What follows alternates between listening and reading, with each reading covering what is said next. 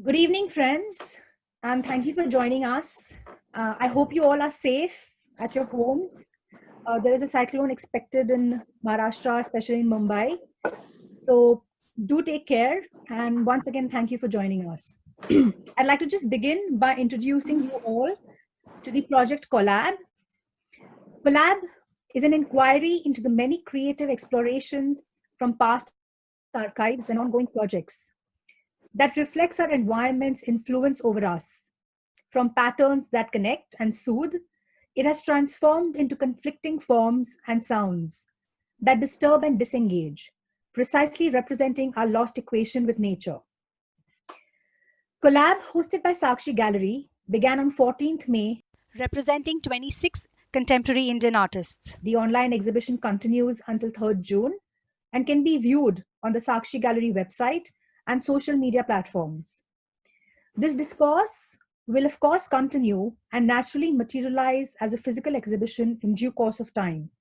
So I am looking forward to working with all the artists once again. I'd like to take this moment and thank Geeta and the entire team of Sakshi Gallery for the support in putting this together. You guys have been great. Thank you very much.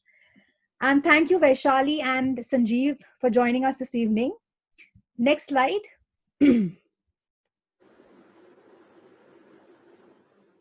A brief introduction about Sanjeev Khandekar and Vaishali Narkar.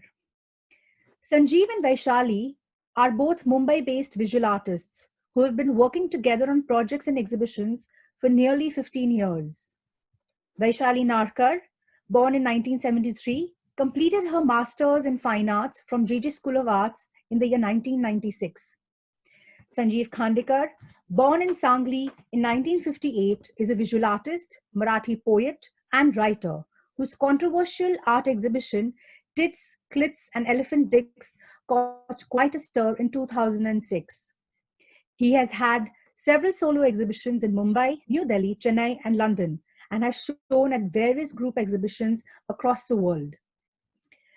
Sanjeev and Vaishali are both activists, artist activists, strongly expressing their concerns for the environment, drawing from the writings of Jason Moore, Mackenzie Wark, and Donna J. Harvey, to name a few.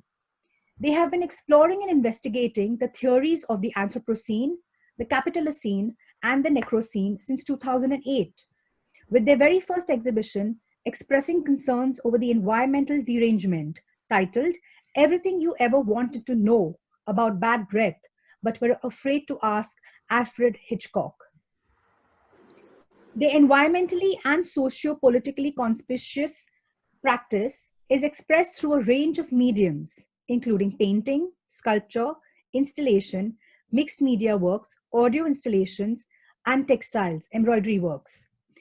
Their works are of various disciplines, such as Anthropocene with music, mythology with political history, offering insightful and biting critiques of the contemporary anxieties.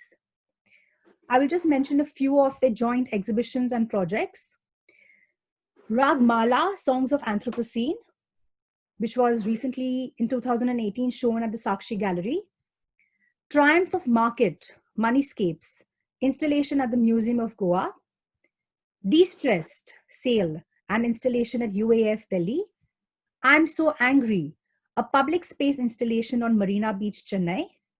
Imp in the Garden and Other Fairy Tales, embroidery on silk, exhibited at Sudarshan Art Gallery and the Pandol Art Gallery.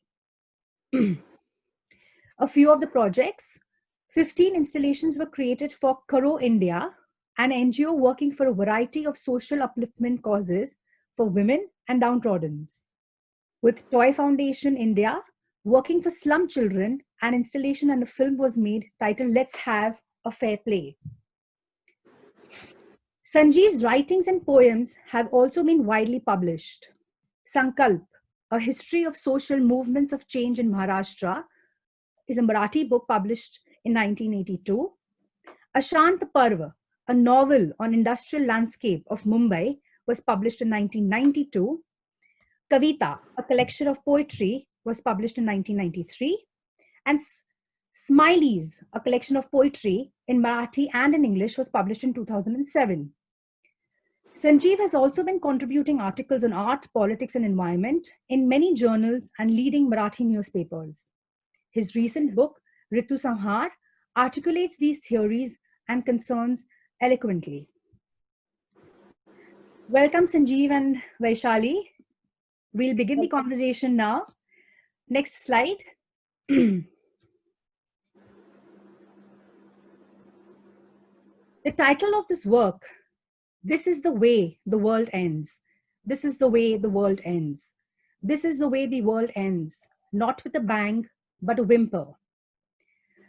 Sanjeev and Vaishali's sculpture title draws from the gloomy poetics of T.S. Eliot's Hollow Men, written in 1925, that describes a desolate world, populated by empty, defeated people. Just as the poem is not a description of death, the sculpture too should not be seen as a mute defeat. Sanjeev and Vaishali's attempt through this sculpture is to represent a new land made of urban secreta. So now let's ask the artists. Sanjeev, let's begin with you.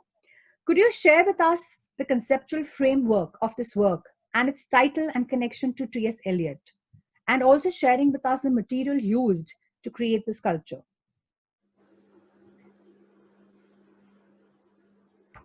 Sanjeev,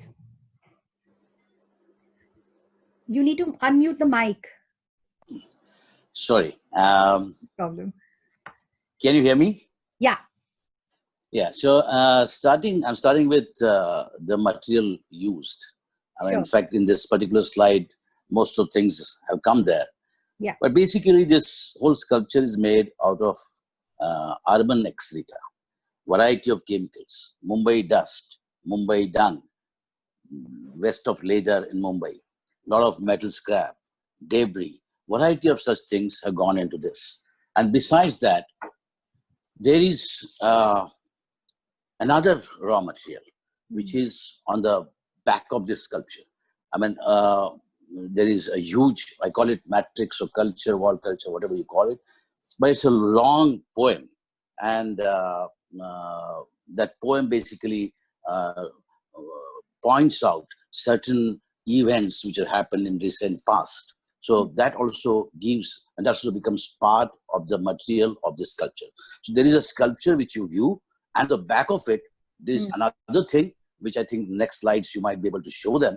But next.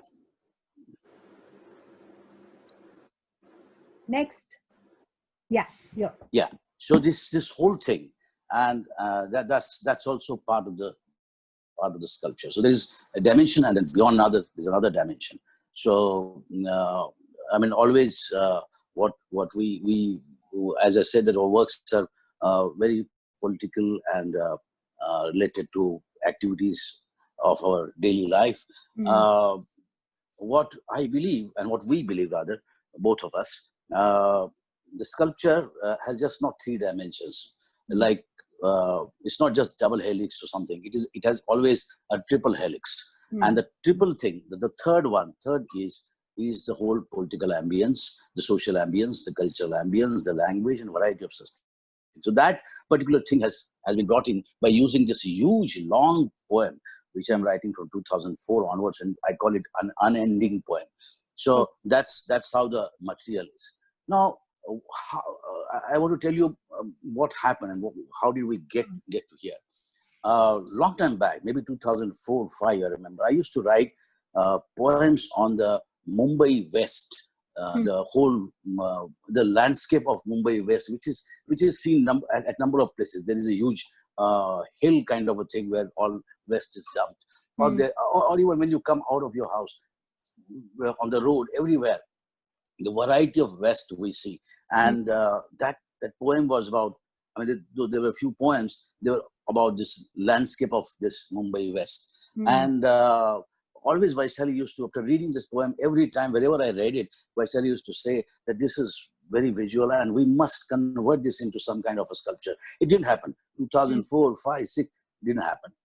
One of the days, I remember, I think we had gone somewhere, maybe Sangli, some other place, and there was little rains. And the next day morning, Mm. there were small lumps, like a beads kept on the floor. That kind of some lumps were come in the backyard of my mother's house. And Vaishali asked me, "What is this?"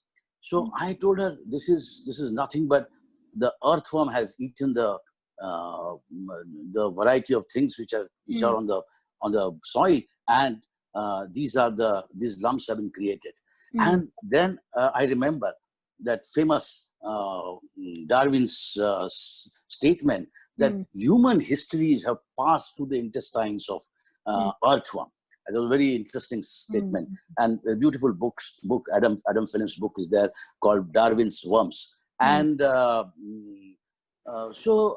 when I came back, we were thinking, now in the new age, how Darwin will be defeated, because the things like the urban waste, the plastic, the variety of chemicals, the kind of debris, these things are not going to be eaten by the earthworms, and therefore Darwin will not be able to say today that human histories have passed through the intestines of earthworms. So that's how it started coming in, and then we started discussing about it among ourselves. What can be done? I mean, this is what I mean. On one side, this whole idea of our land, our mitti, our soil. On the other side, this new land being created, which is going to be barren, which cannot be fertile, which will not give you anything. And that land we are going to create for our next generation. So that land became the kind of a metaphor, and then we started converting it into some kind of a image, and this is the image as if it is kept in the museum, the way the object specimens are kept in natural history museums, where you have the object, the specimen which is dead, or is some kind of a sample of some soil, and it is kept there. So you can see here the whole stratas, like how the land is created, strata after strata. But here the thing, I think Vaishali will explain it better in her term. But what we used is we took a lump from the west hill of this Mumbai's west hill, and we compressed it with the dental plaster, and then this kind of things started coming up. We experimented it with it number of times, and finally we decided this is what we wanted to show, and it gets all those shades and colors which we wanted to bring into it. So let's now, can you go to the slide 4, please? Let's ask Vaishali. Vaishali, you've been trained as an artist from JJ School of Arts and specializing in painting, So could you share your experience of working with these different mediums? And it's not color, it's not paint, it's not the brush, it's actually, working with texture and waste. So, and there is a very colorful and I can say still painterly element, So if you can just share your experience. Yeah, but first of all, I would like to say that whether you're a trained artist or not trained artist, when artists think about to express himself, so you first think about the concept and then the medium. So when me and Sanjeev, we both work together, so first our method is that we first think about the concept, then we think about the form, the metaphor, and how we execute it. So particularly if we come about this particularly work, so this happens that when we worked on the concept, the whole concept of this Anthroprocene, which we have done, the Ragamala series. So something was lacking, which we want to express more than that, So what you has explained earlier, so we click there that yes, that certain portions we have to explain, so then our statement can go further ahead, So the concept, after the concept clear, we thought of a form that it is a slice of earth which is kept on the table, which is covered as a specimens, and it should look like a cake, icing cake, layered beautifully, and it should look fragile. But doing the sculptures, you can't use any fragile material. It has to be like that thing continuously on our head. So we thought of a dental plastic, but to plaster, sorry. But to choose a dental plaster, there is also some impression on our head that in the school time when we were learning the science, the T sections of the skin, you know, the model used to be there, which is made up of plasters. They used to show very sensitive layers. So here we wanted to show the sensitive layers, you know. So we thought of these plasters, which we have compressed together, all these debris, then the plastics and the Bombay dust, industrial waste, everything together and create this form. So that surprise element we wanted to give to the viewers, you know, that they should get surprised when they come closer to the sculptures.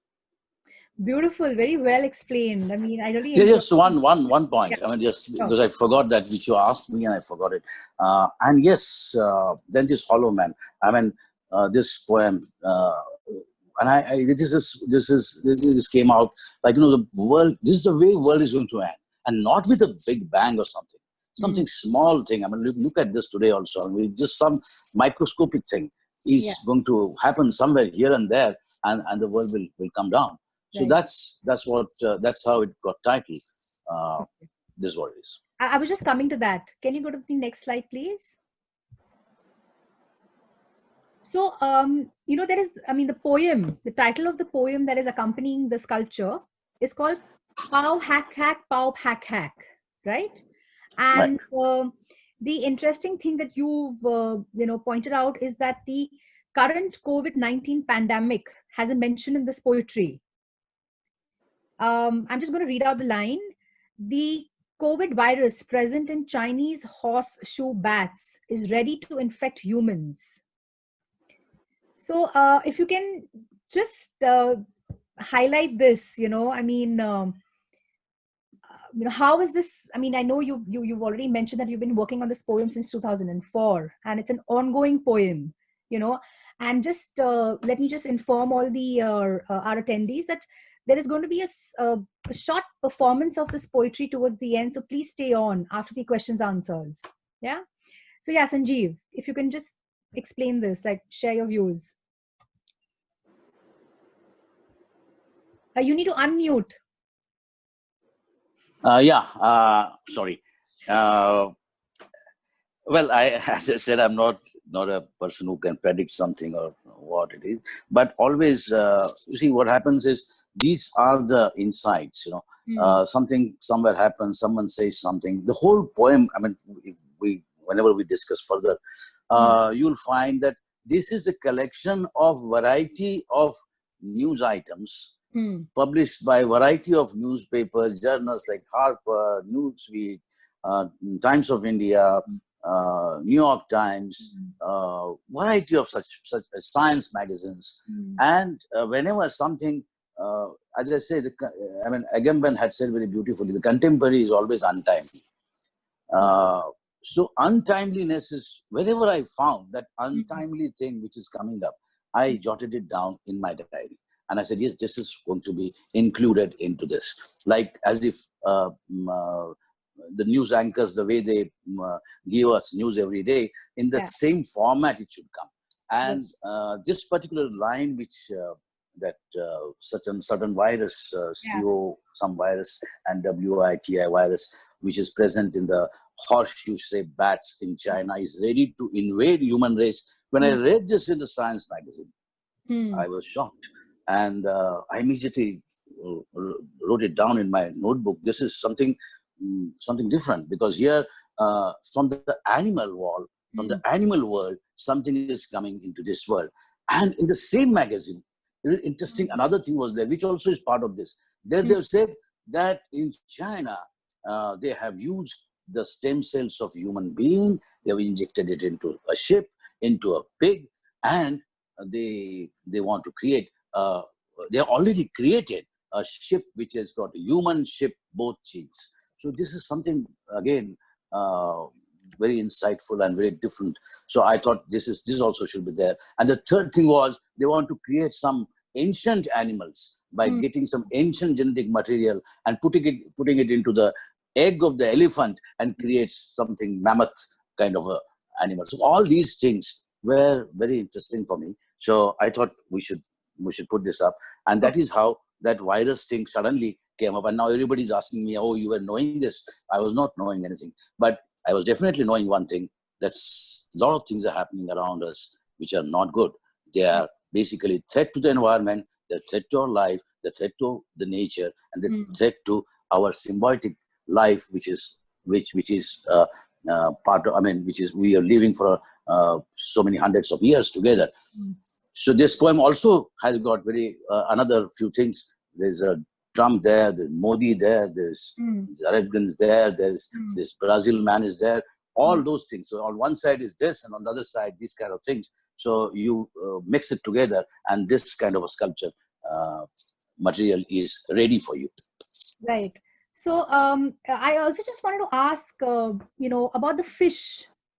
The fish bones which are there on the top that can be seen. Is there any particular significance? There is a significance, because see, Mumbai is a fisherman's thing. Like we go to various places, we see those fish farms, dried fish, and etc. And I stay in Chembur. There used to be one. There's a place called Gawanpada, Mahul, etc. And there used to be small fishermen. They used to bring fish and they used to sell to us. And nowadays we find that this fish is smelling with very diesel, petrol, kerosene, and variety of such kind of things. So suddenly, and then when I ask them, people say that, oh, the coastal fishing is completely dead now, because on one side there are trawlers, on the other side there is huge amount of polluted effluents are going into the sea, and they're just destroying everything which was available to the coastal fishermen. So the idea of fossilized fish came, as if there is no fish in Mumbai. Whatever was there has been pressed, compressed, and has become a fossil. And the next generation might not be able to see the beautiful fish which were around us, and they will only have to learn it as a fossilized figure, which has nothing, dead. They may be beautiful, but dead. They're dead. Correct. So, shall we move to the next work? Yeah, sure. Yeah. Next slide. Next. So, the title of this work is Apocalypse, Raga Sarang. It is from the series Songs of Anthroprocene and was part of the exhibition Ragamala Songs of Anthroprocene at Sakshi Gallery. It is a silk on silk work, and the size is 72 by 44. I'd like to begin with Vaishali this time. Could you share with us the broad idea of the Ragamala series and how you have recontextualized it with the current ecological crisis? The whole explanation of the title of the conversation today, Songs of Anthroprocene. Yeah. Actually, here we decided to show the Anthropocene. So if you talk about the Anthropocene, that the definition tells you that the human impact on the Earth's ecology and ecosystem, So we try to explain the climate changes which is happening. So you can see, because of the global warming, so many floods are happening. So many species of the birds, animals has died, and they're vanishing basically. And surrounding us, there are so much sounds of construction sounds, industrial sounds, and to just show the power game, the wars are happening. So our sound has changed, and we wanted to explain that sound. So we thought of this Ragamala as a metaphor. So in the Ragamala painting, they have created mood, or they have explained the raga by using the colors and mythological forms and some characters, the Ragini and etc. etc. Actually, everybody knows about it, so I don't have to explain more about it. Right. But here also we thought of the same thing by using a today's form. So the color was very important for us to express the mood. But according to that also, the important factor was to use right now surrounding forms like the nuclear waste, or you can say bacteria of malaria, dengue, digestive systems, urban civilizations, and so many other things, you know. So we thought of that, and we created all the work. So we decided what raga we should explain, and according to the thematic we have done the work. Okay, and okay, we'll talk about the medium in the next question. Let me ask Sanjeev if he can explain this work in detail, as in the composition, the forms, and the the title Raga Sarang that goes with apocalypse. If you can just speak about the significance of the title. So I have detailed images. If you want, we can go through the slides. Unmute. Sorry. From this Ragamala thing, there's 6 ragas and so many raginis and ragputras, total around 86 things. And as she said, from 14th, 15th century onwards, the Mughal art, these painters were painting Ragamalas, and that's the way that was our beginning. And basically, these painters were not talking about details of ragas. They were expressing some moods, and most of the times sweet moods, as she said, mythological, historical, and other various events. They were woven into it, and they were done. So our thing was like, of course, this idea of music. On one side, the music is originated with the man and nature interaction, all relationship, dialectical relationship, direct relationship, good relationship, bad relationship together. It formed and it gave human beings some kind of idea of music, and we started expressing. So as we are today in Anthroprocene, Anthropos means man, scene means epoch, man's epoch, man time, man-made time, man-impacted time, man changing the earth, man interfering in the nature, all such things. So in this situation, the sounds around us have changed. New sounds are coming. We all know about it. In fact, John Cage's work is there. I mean, that entire modern music has got variety of. There is another one, Stock Hussein, whose also work is there. So the variety of musicians have done that. So with this changing sound, with a lot of noise, a lot of sound, new sounds, definitely our music, our activity of expression, communication, relating ourselves with others and the nature, both the man-made nature and the nature will change. And that's how we looked at it as a Ragamala paintings. But we kept that original structure of Ragamala's paintings, grammar intact. And we learned also a lot of things from miniature paintings like perspective, etc. Vaishali might be able to tell us better on that. In this work, you'll find on the top of it, in the pink, and we used specifically pink color. So, because there was a lot of, I remember there was a fight between me and Vaishali, pink karna hai, nahi karna hai, ye karna hai, wo karna hai. But we decided pink. Pink has got variety of things. I mean, we know pink mode. But here, what is depicted there, what is woven there, are some of the lines written in Hebrew about which are apocalyptic kind of predictions, revelations in Bible, and variety of symptoms it tells. And this particular thing says the heat will increase, and therefore the water level and the waves in the sea will go up. There'll be new waves will come up, fish will come out of the sea, or there'll be dead fish all around, etc., etc. And so those lines we took, those are on the top of it. Then you can see this blue sky, kind of a little hope. I don't know what will happen, but this better landscape. There's a blue sky, some clouds, and creates some kind of a mood of the painting. And then there are a huge amount of dead fish.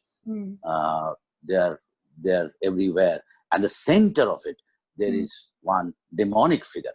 There's a Satan. There is someone who looks like a human being, but his greed is so big, and he's demonic greed. He's eating. If you can see, if you can show it a little closer, he's eating the entire, the whole animal, one after another. So this is a new thing. I mean, today, in these days, people eat non-vegetarian food every day. That's really dangerous thing. One has to worry about it. From how many chickens we are going to, from where we are going to produce them, how many goats we are going to produce, and how we are going to produce. And we know how we are producing them by using hormones, pesticides, chemicals, genetic modifications, and in the process, we are disturbing the balance and the symbiotic order of the nature. So that man is at the center figure, and on the borders, you can see there are mushrooms.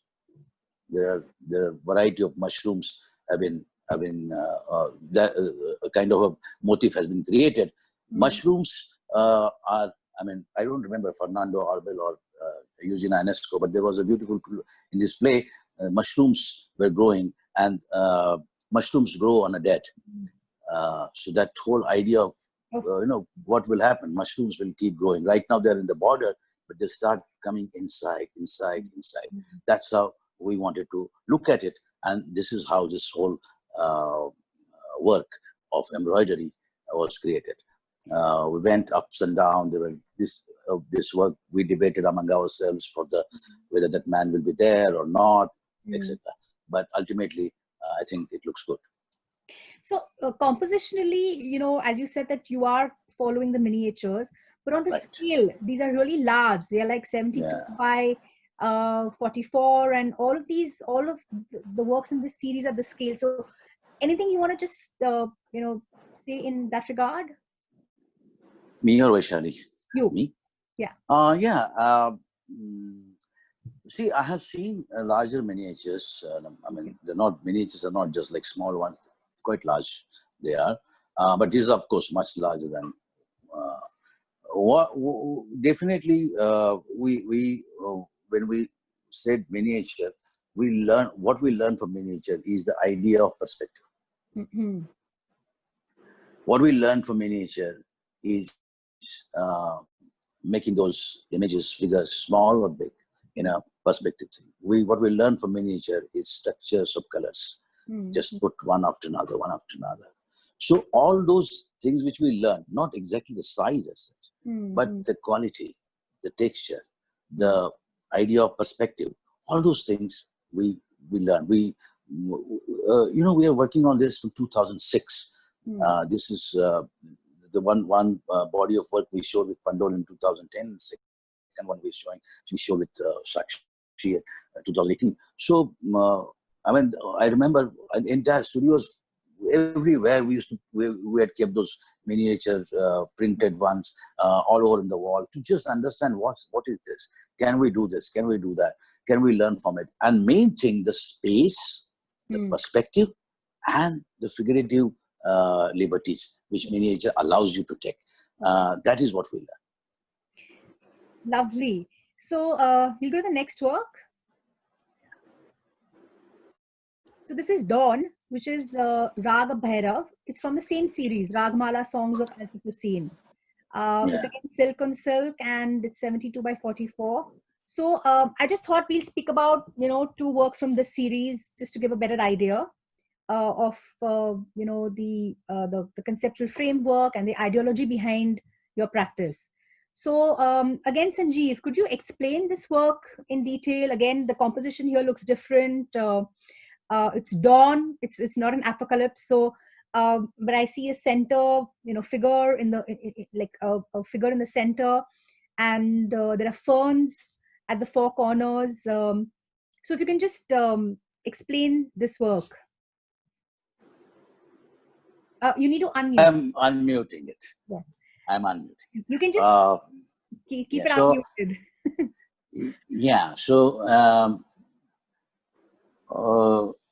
This work again. Again, I experiment because this is the only one work which in the entire series looks so different.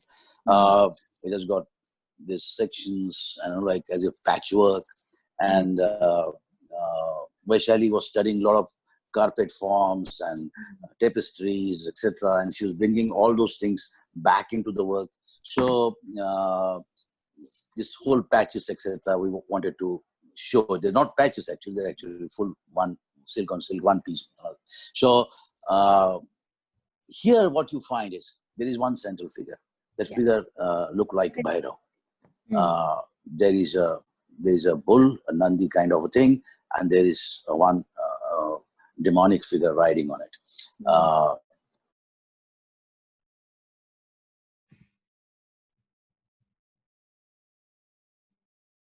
Hello. Making any comment on a particular thing, but that is there. And then the bull, you can see that one of his leg out of four, one is mutated. So mutation has been always a concern. The entire Pandol show is on mutation. So new mutants is right now kind of, it's a new hobby of human being, that we are creating continuously new mutants. The recent virus is also a new mutant. So this bull, the whole idea of historical, and there's a whole history is being mutated politically today. So that's how this bull has got one leg little mutated. And then you find there is a map of a city which is sprawling all over. It is just not stopping anywhere. It just becoming bigger and bigger and bigger in that small rectangle. It has gone beyond that.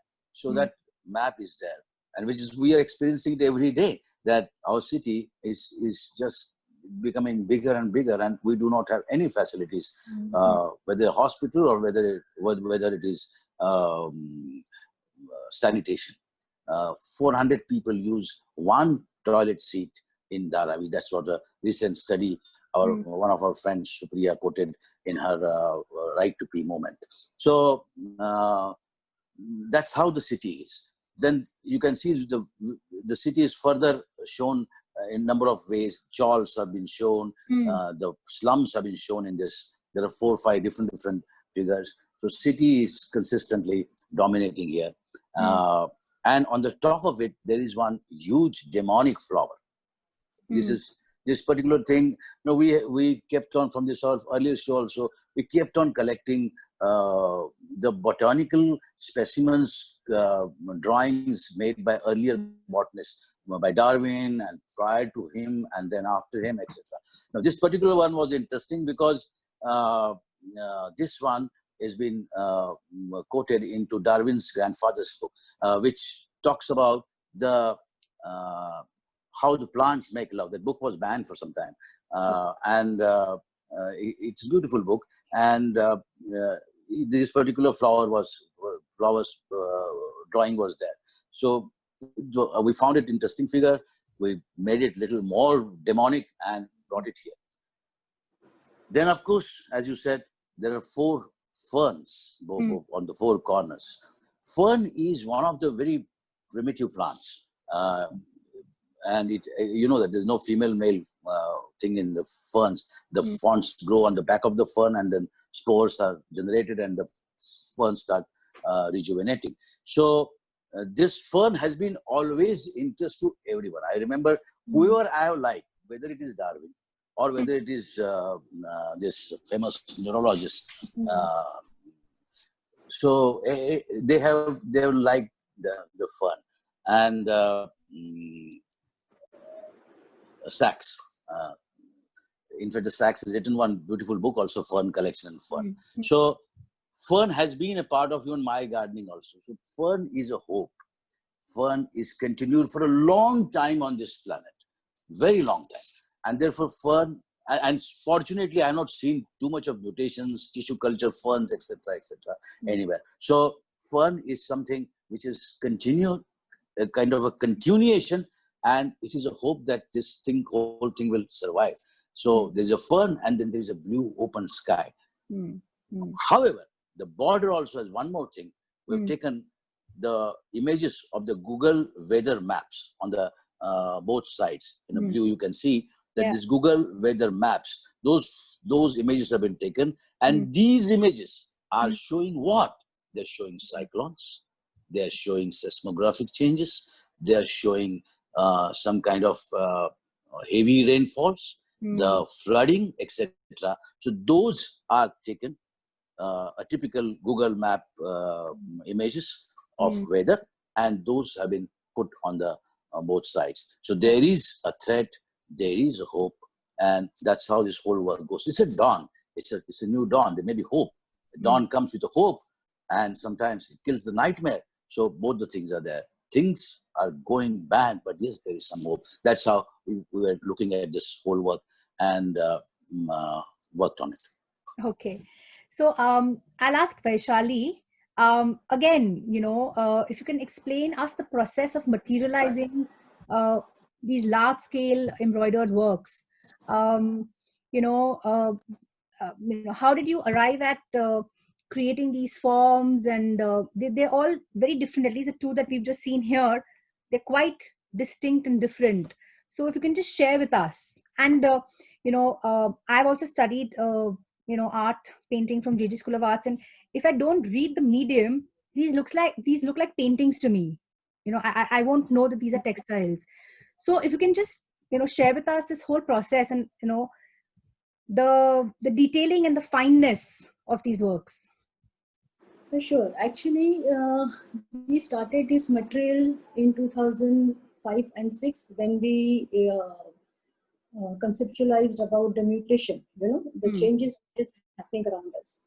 So to express that change, actually we were thinking of so many different materials, but then we shortlisted the and finalized that we will show this subject in embroidery, because embroidery is a part and parcel of our life, everybody's life. So we wanted to show that the changes is happening in that aesthetics, the form has already changed. So initially, before starting the work, we have learned lots of technique from all over the India, like from Kashmir to South. There are so much South techniques. The thread works are there. Gujarat side, the Bengal side. There are so many, like Madhya Pradesh. There are so many thread works we learned. So I remember that initially it was so difficult that we used to do the large scale, the actual size of the sketches to do this embroidery, to understand the volume of the form, and to render that form, we used to combine two different threads together. Like if you are using a Kashmir threads, and we used to mix with the kantha work, If you are doing cross stitch, then we used to mix with the Kathiawadi stitch, and explore more texture of the surfaces. So the form, which is actually the painted form, the way we used to use on the sketch, we used to take the liberty while narrating that subject on the silk.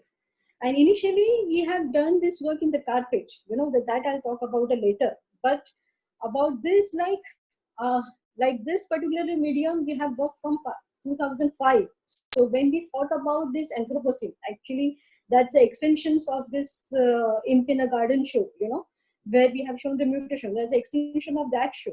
So we continued with the material, and the subject was requiring the depth, the tonality, and the three-dimensional depth to emphasize the mood, So naturally, the rendering had changed from the two-dimensional surface to the three-dimensional surface. The tonality has come. So all that painting elements which we normally use while using the colors has entered into this medium. True. And by the years working there, that hesitation of using that material has gone. Okay. So we can use that material very easily and show the subject in a smoother way. So if you see in this work, so there are so many planes are there, and each frame has a different forms which we are combining together. Actually, it is very difficult to merge all those forms into one painting, because it's a chance of giving you the effect of it is a collage work. But to give that painterly to create it as a painterly, or to create a mood, we have merged the forms and give that dimension to the layers, So we start learning how to do the layer into layer work and create the depth, and do the smoothing and create the perspective about this work. So you must be taking how long to do one work? It depends actually, but it happens that because it's a slow process and all over the work is the concept is the same. So we work like in the studio, we work one at a time, 2-3 works. Okay. We developed one form in one particular painting when we think that no, we have to talk something more about this form in the other works. So we developed that form into the other works. So it is very difficult to say that one work take how many months or the week. Right. It depends. Like sometimes we finish this work very fast because it's a link which you get. That after this you will do this, you do this. So the fast you can finish certain works. Certain works it takes times because certain times you stuck. Yes, you need something that more input insert.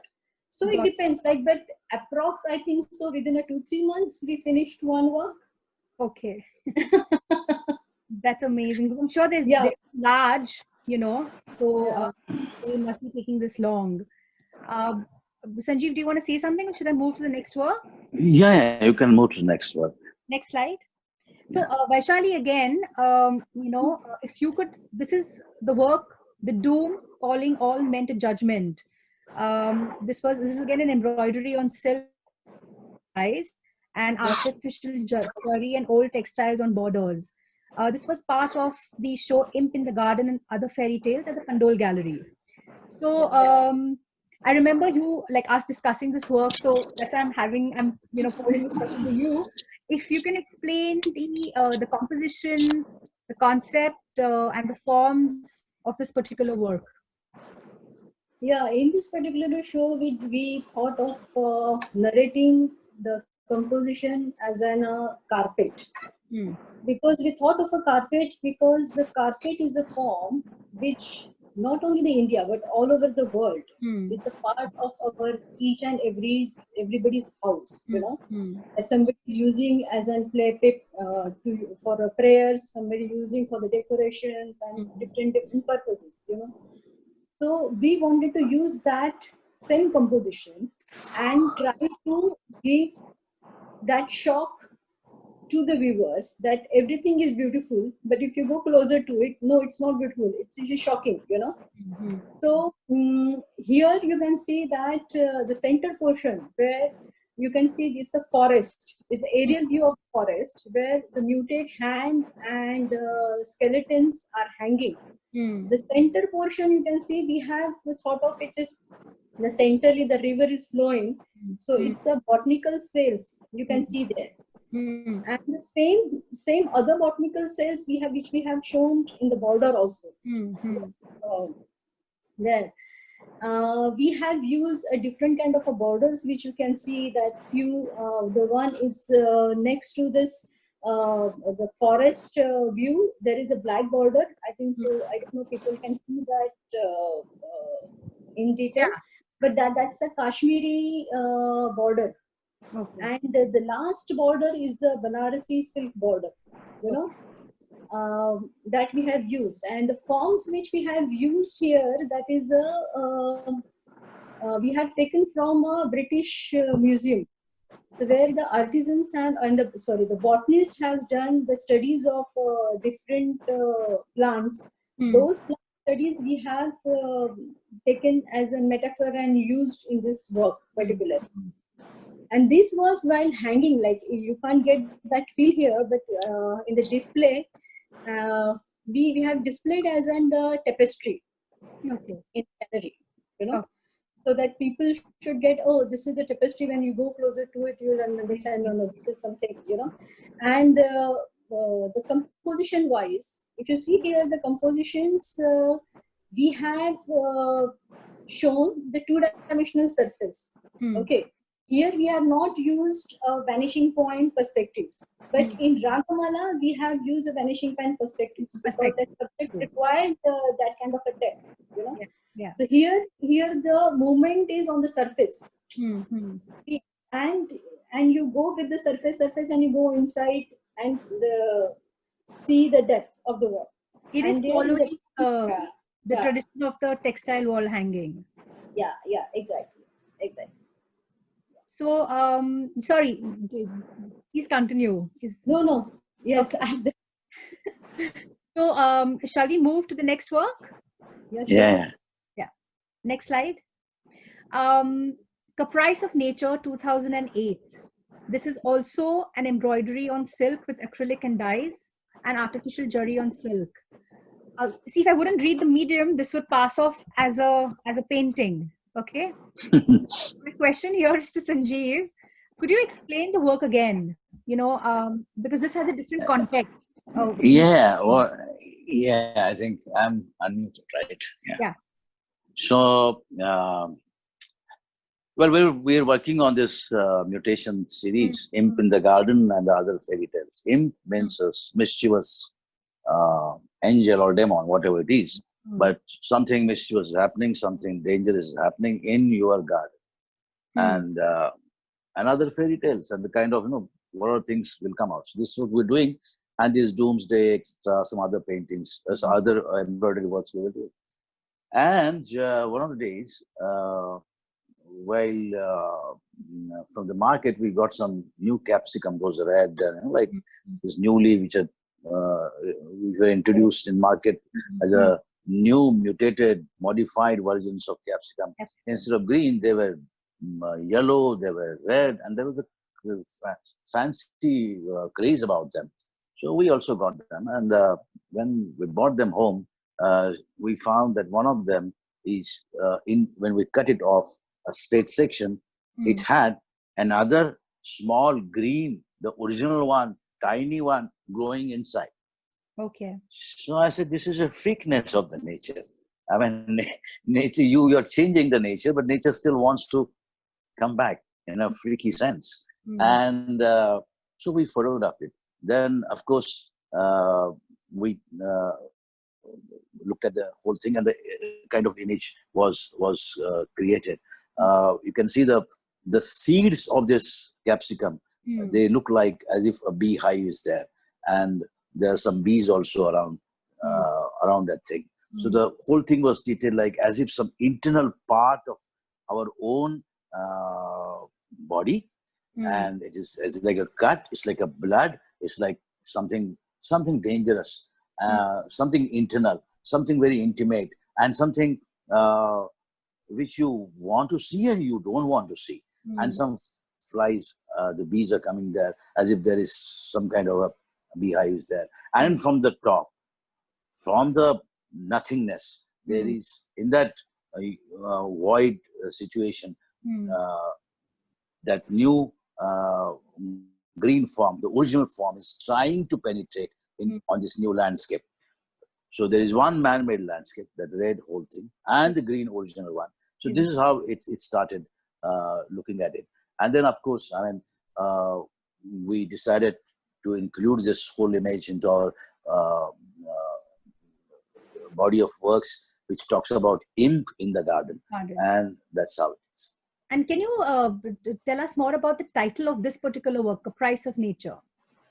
Yeah, caprice, I mean, like, whole idea of nature is you're pressing something, you're twisting something, you're changing something, you're disturbing something. So definitely there will be some kind of reaction from the rest of the things. And this is caprice, this is freakness, this is something which nature wants to give you back.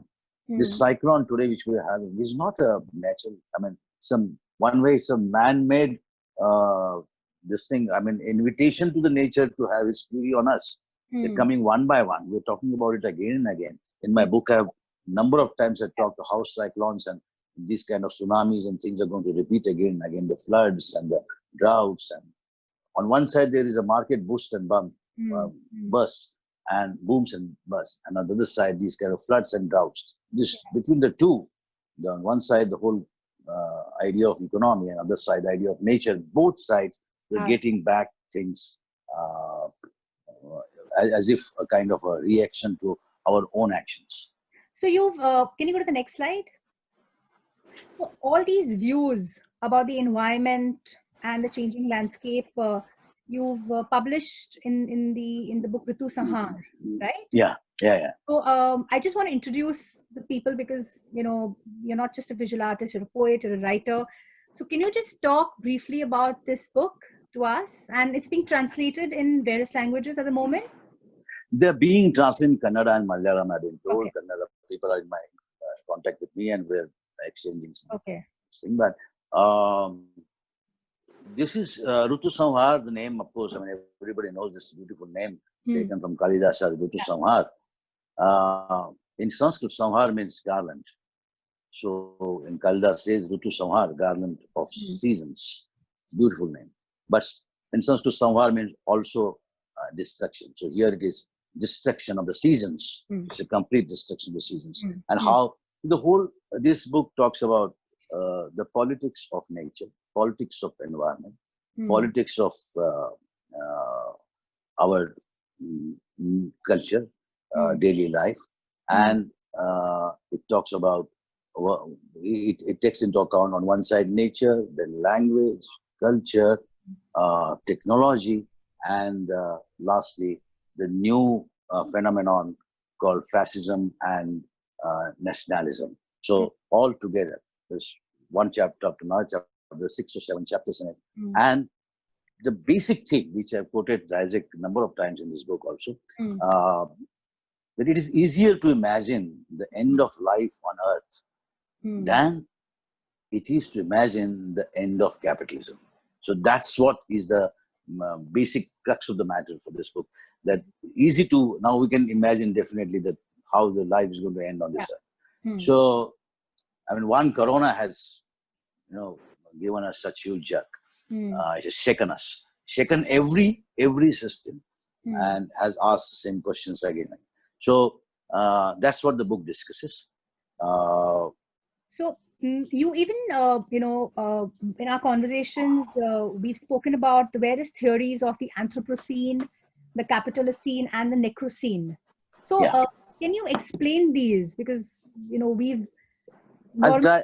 I'll try to do it in a very brief manner. But these are all very... well, Anthropocene, as I said, anthropos means human, since epoch, human time, how human is disturbing, interfering, changing the nature, and the new relationship with the nature. Dialectic, non-dialectic, destructive, everything. So that's Anthropocene. And Anthropocene, scientists decided to do this on the, they say that the day James Watt saw the lid of the kettle going up, from that day onwards, a new era, a new epoch, a new time has started. And this time will be known as the Anthropocene time, where man-made time, man-influenced time, man's time. However, what many thinkers, especially, and many activists, and many writers, many artists, many poets, they do not subscribe to this very Golmaal theory. So the whole idea of capitalism came. Now, before that, necrosis activity we know. I mean, necrosis is a known activity in the biology, where the cells grow into tumor. There's huge excess growth, and since they do not get enough feed, they start dying. Necrosis means cells commit suicide. Necrosis, so cell committing suicide without completing life cycle is a big thing. True. So this idea of necrocene, I mean, we talked about necrosis in our exhibition from 2008 in Benai, we did Bad Breath. But this one young man, and he's a good friend of mine, Justin McBrien, he talked about this idea of necrocene. And he says necrocene is nothing but a capitalocene. We'll talk about capitalocene. It is capital becoming an extinction event. A dialectic of the deep time biogeological process of extinction and the immediate logic of capitalist accumulation by extermination, leaving the destruction of species, culture, and people in its wake. This is what it is. So this, he says, is going to, this is the ultimate event of extinction. It's the extinction of capital. Capital itself becoming extinction event. We are now witnessing the same times in this whole COVID situation. So this is necrocene. And capitalocene, what we say is, it's not the common man, that garib आदमी वो कारण नहीं है nature को destroy करने में. Couple of plastic bags in yours or my house are not going to make the entire world collapse. But this is a big capital who are drilling there at the Antarctic, who are responsible for the glacier melting, who are responsible in the Brazil Amazon's fire, and those who are responsible to bring that Brazil man in as a chief guest here on 26th January. All those people, those are responsible for this. So big capital, these big powers who are just out of their greed and deceit, they are going around to use entire natural source, not just cheaply, but free of charge, free of cost. And that's the whole problem. That's why it is not an Anthroprocene. It is not the man who is disturbing thing, but it's a capital, and the greed of the capital is disturbing the whole thing. So all our works, we consistently hashtagging that this is capitalocene, this is necrocene, and that's how we deal with them. Okay. So my last question to you, Sanjeev, and then we'll open it up to the audience. So you all can share your questions. You can type them out and I will address them to Sanjeev. So there's a lot of reference to tradition, culture, poetry, and literature in your works, conceptually as well as in the medium adapted. Could you talk about this? Has the ecological deterioration also led to a decline of language and culture?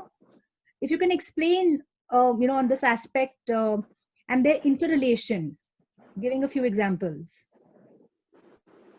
Yeah, I mean, this beautiful book, Derangement, Amitabh Ghosh book, of course, I've referred in my book also. In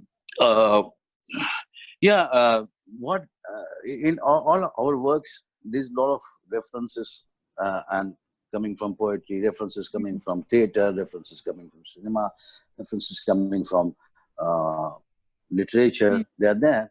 I think we are fortunate in one way that I could see a lot of great people around me. I mean, I could see Bhimsen Joshi, I could see Kumar Gandharv, I could see Vijay Tendulkar. I still can pick up a phone and talk to another hero called Arun Kopkar or Kumar Ketkar. So all these people are around us. They're still around us, and we could talk to them. Definitely, they have given a lot of things to my generation.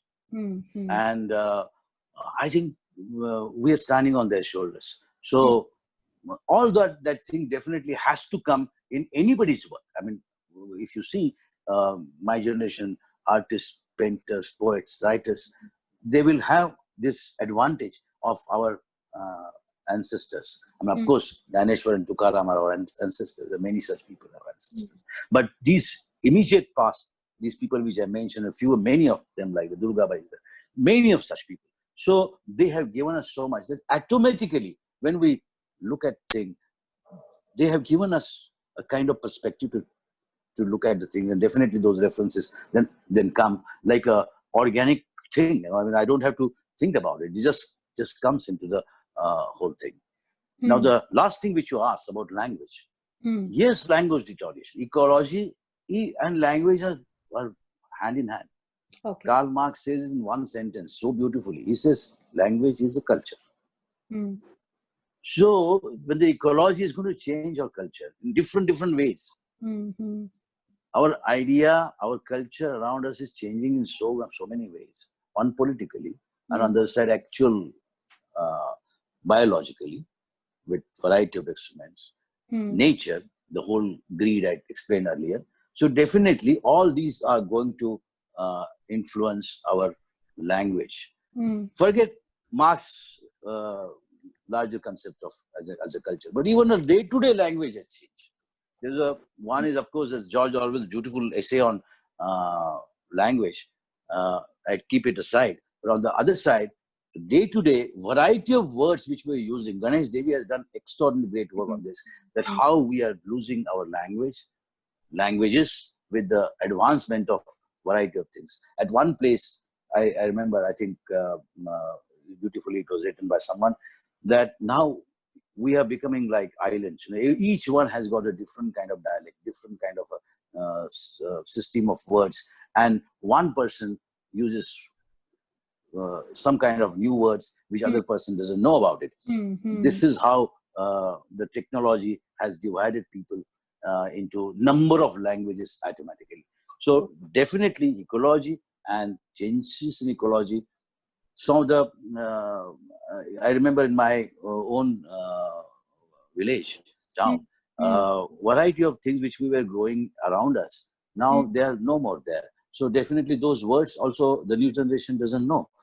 Sari Manjikai, this variety of such words. I can give list number of such words which have just gone away because those crops have gone away. Again, our new way of thinking, new way of communicating, it has got some new words, of course, definitely, but ecologically, language loss is huge. In some cases, entire language has gone. Now, certain tribe goes away. Yeah, it's gone. Because of our development, language is gone. True. So that's how it happens. We lose even cuisines.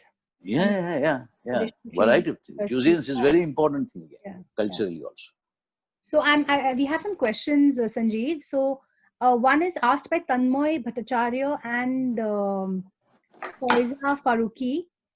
They want to know the references that you made to the soundscape as noise in reference to the Ragamala series. I think that was John Cage you were talking about. I said about John Cage that prepared piano, that work. And besides that, what I was saying was, we are getting, like Stock Hussein, for example, the German musician. They also done these experiments. But what we were talking about was, we said that noise and new sounds. Now, for example, I'm sitting here. In fact, all of us, we experienced recently in this whole long period of lockdown, when outside sounds were not there, a lot of smaller sounds of birds we started listening, which we were not, they were just, they were layered with the new motor sound, this sound, fan, variety of other gadgets, etc., etc. So there are a lot of noise or sound around us, and these new sounds were not existing earlier, definitely.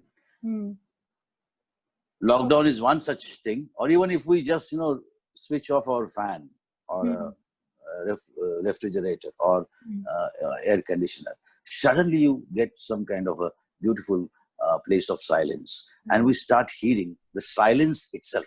So that's what it is. That's what I was talking about. So shall I, okay, so we are inviting you all to participate in this performative reading that we are going to be doing right now. And I'd like to invite Ashwini Kumar, who is an Indian poet teaching at the Tata Institute of Social Science at Mumbai. With a career spanning over 2.5 decades teaching political science, governance, development, and public policy, he has authored several books, just naming a few: Banaras and the Other, Community Warriors, Power Shifts and Global Governance, and Migration and Mobility. He's currently working on Ayodhya, second of Banaras trilogy, and his coffee Hello. Yeah, is he? Ashwini, are you here? Yeah, I'm here, pretty much here. Hi, welcome. Yeah, thank you. And I was listening to a very profound reflection of a thinker, poet, artist, activist, and my fellow travelers, Sanjeev and Vaishali.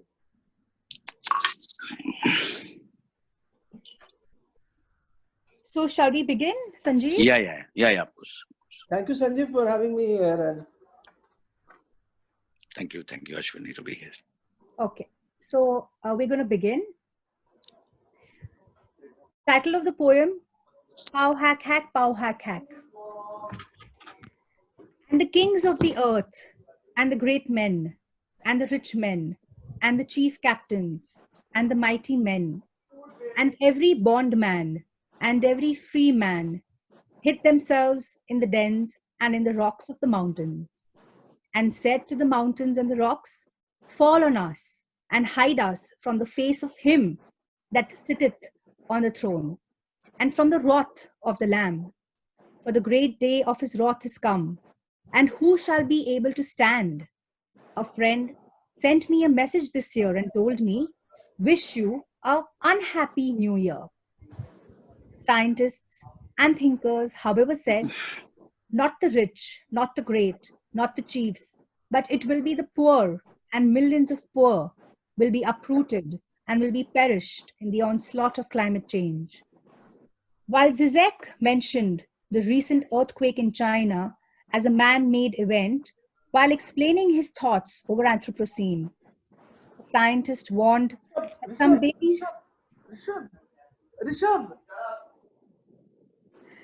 A scientist warned that some babies conceived by in vitro fertilization could be contaminated with bacterial DNA, and a study at the University of Iowa concluded that in vitro babies have an increased risk of major birth defects.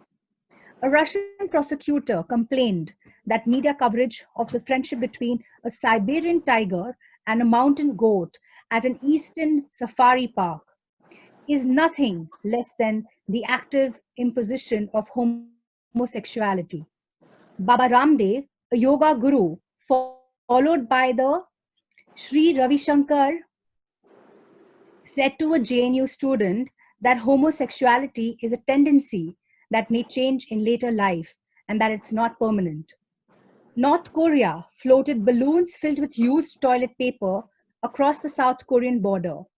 In Peru, a 51-year-old activist became the first former sex worker to run for the national legislature. I'm going to put order, she said, in that big brothel, which is Congress. Haitian President Michel Martelly released a song called Give Them the Banana that was aimed at a female human rights journalist. Oleg Erovinkin, an aide to the head of Rosneft, a Russian petroleum company, and a reported source for a dossier assembled by an MI6 spy that suggested Trump would receive 19% of Rosneft in exchange for removing sanctions against Russia, was found dead in the back of his car. It was reported that an unknown party in the Cayman Islands had recently received 19.5% of Rosneft. According to the report, 281 human rights defenders were murdered in 25 countries, 49% of whom were defending land, indigenous, and environmental rights. The National Oceanic and Atmospheric Administration announced that this past September 2014 was the hottest on record, after nearly 100,000 illegally set fires released 600 million tons of greenhouse gases in Southeast Asia.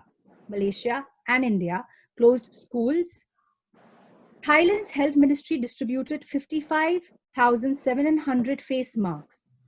Indonesian pharmacies began selling bottled oxygen, and scientists predicted that the smoke would persist in 2016. In Manassas City, Virginia, police detective David Abbott brought a defamation suit against the lawyer of a teenager whose penis he had sought to photograph in a state of chemically induced erection so he could compare it with a penis in a sext. Pictures of genitals in a 6th grade Turkish biology textbook were replaced with images of ducklings, dolphins, and polar bears. People in romantic relationships are happier than single people, scientists said. And a study found that artists tend to have twice as many sexual partners as non-creative people. Arguments among married couples can cause wounds to heal more slowly. Cell phones can increase one's emotional distress. And psychologists said that businesswomen who wear sexy clothes are generally thought to be incompetent. A study of bats found that males with big brains have smaller testicles. Scientists in Taiwan created transgenic pigs. Hips has been one of the prominent cues for mating attraction for men. However, recent study shows that women are working hard to reduce the circumference of their buttocks to look more attractive. And British researchers discovered that many young girls enjoy mutilating and torturing their Barbie dolls. And dying stars, scientists found pulse at an audible frequency equivalent to the F note. Some researchers have also managed to induce normal chickens to grow teeth by stimulating dormant genes. It was found that the more meat a woman ate, the more likely her child was to have high levels of cortisol, a stress hormone.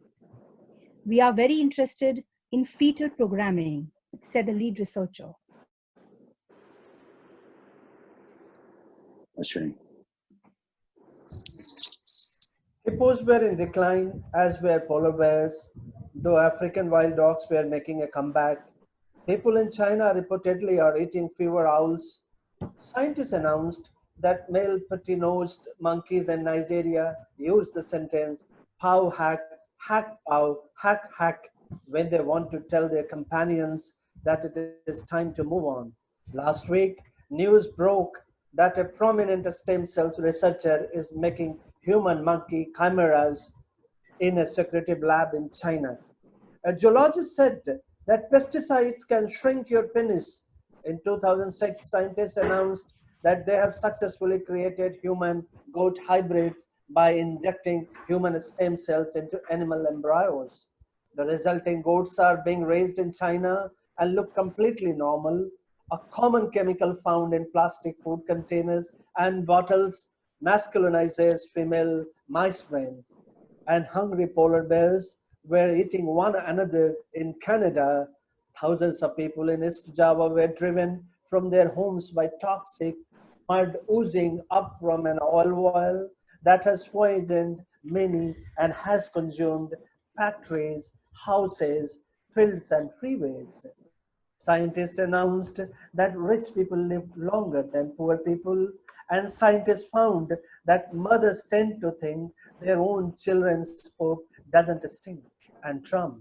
And Trump tweeted recently that I too have a nuclear button. It's a much bigger and more powerful one than his, and my button works.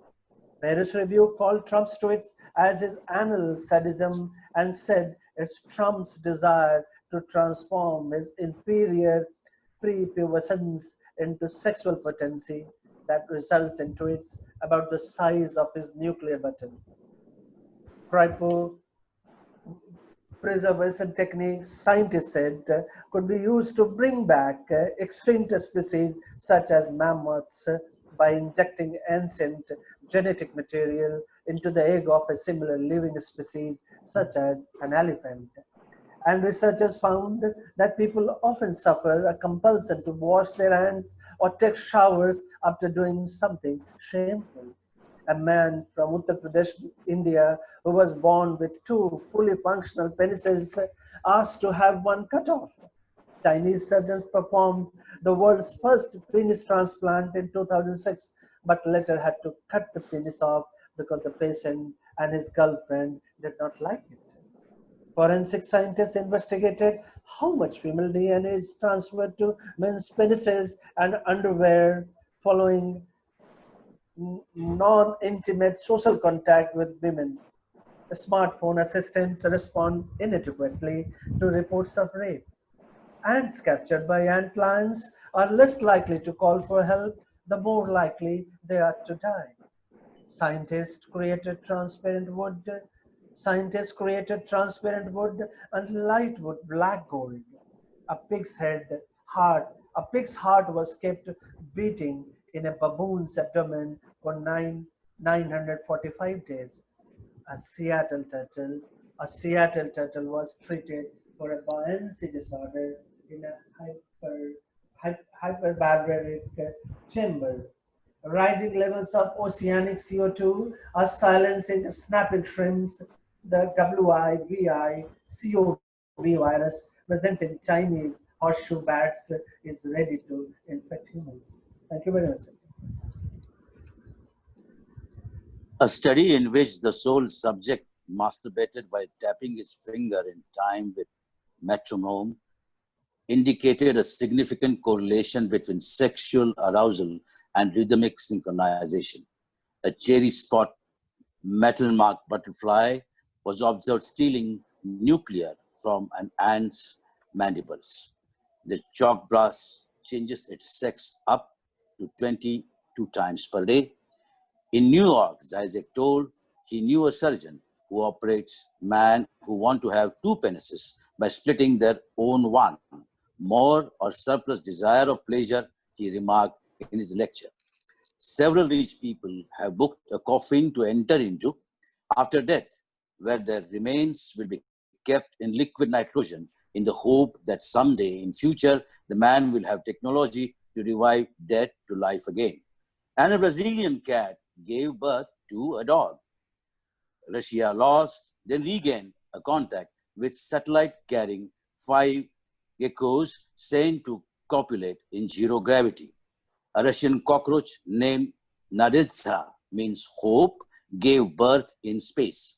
Scientists discovered that cockroaches often defer to the will of the group, while Nadezhda, means hope, who is jailed in Russia, among others, for their Pussy Riot performance, continues to be in Siberia and wrote several letters to Zizek from prison.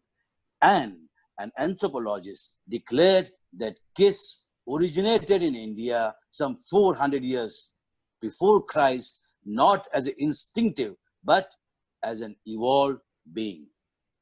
A lot of kisses to everybody. Thank you. Thank you. Thank you everyone for joining us. Thank you, Sanjeev. Thank you, Vaishali. Thank you, Ashwini. And thank you, everybody.